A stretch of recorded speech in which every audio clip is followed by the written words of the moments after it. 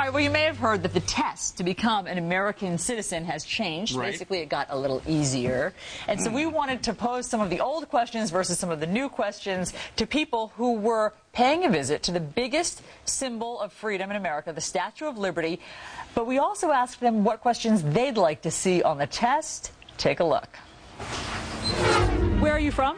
I'm from Canada. I'm from Germany. Croatia. Philippines. Uzbekistan. I was born in Overland Park, Kansas. The Immigration Service in the United States came up with a new test to become a citizen. It's nice. Here's one of the old questions. You know how many stripes there are on the U.S. flag? 20? 25. You said that with great authority. That's wrong. 13.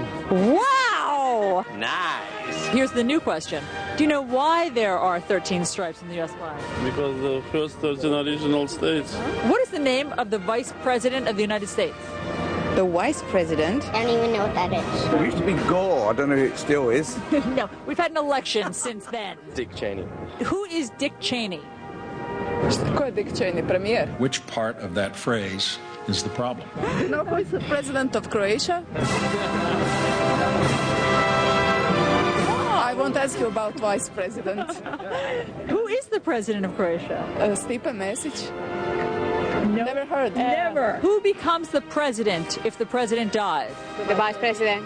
I am. Are you equipped to be in charge if something happens to the president? Yeah, I think I can run a country. The new question, you'll notice, is slightly less morbid. If the president can no longer serve, who becomes president? They've cut out the dying part. What do you think of that? Well, it kind of makes sense, because isn't there this rule that if he's incapacitated and stuff like that, the vice president would still serve? How come you do know so many of these answers? Good school system. We're here with Kevin Burkett.